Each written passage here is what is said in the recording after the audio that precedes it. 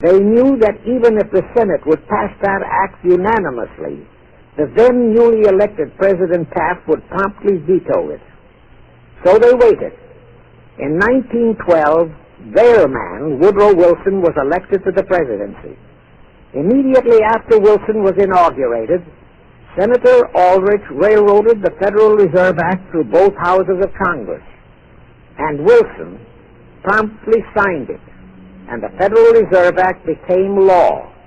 That heinous act of treason was committed in December 23, 1913, 2 days before Christmas, when all the members of Congress, except for several carefully picked representatives and 3 equally carefully picked senators, were away from Washington.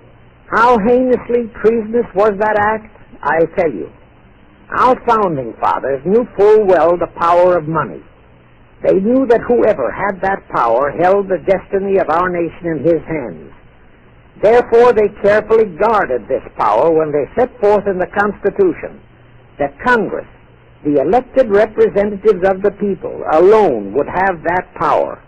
The constitutional language on this point is brief, concise, and specific, stated in Article 1, Section 8, Paragraph 5, defining the duties and powers of Congress, and I quote, "To coin money, regulate the value thereof, and of foreign coin, and the standard of weights and measures," unquote.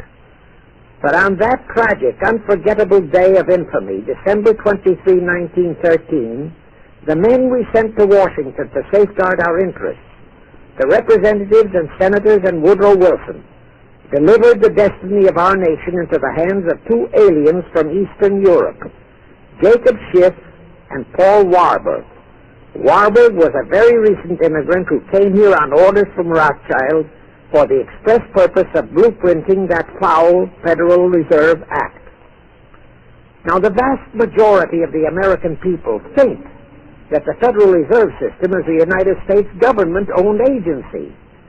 That is positively false. All of the stock of the Federal Reserve banks is owned by the member banks, and the heads of the member banks are all members of the hierarchy of the great Illuminati conspiracy known today as the CFR. The details of that act of treason in which many traitorous so-called Americans participated are far too long for this recording. But all those details are available in a book entitled The Federal Reserve Conspiracy, written by Eustace Mullins. In that book, Mullins tells the entire horrifying story and backs it up with unquestionable documentations. Aside from it being a truly fascinating and shocking story of that great betrayal, every American should read it as a matter of vital intelligence for the time when the whole American people will finally come awake and smash the entire conspiracy. And with God's help, that awakening will surely come. You can get a copy of that book from the publishers, the Christian Educational Association, 530 Chestnut Street, Union, New Jersey. Now, if you think that those aliens and their by accident of birth American co-conspirators would be content with just the control of our money system, you're in for another very sad shock. The Federal Reserve System gave the conspirators complete control of our money system, but it in no way touched the earnings of the people, because the Constitution positively forbids what is now known as the 20% withholding tax.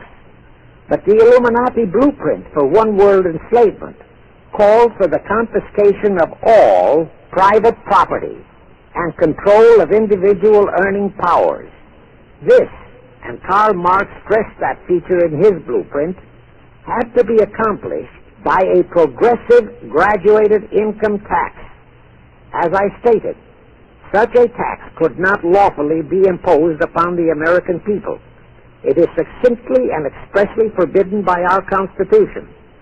Thus, only an amendment to the Constitution could give the federal government such confiscatory powers. Well, that too was not an insurmountable problem for our Machiavellian plotters.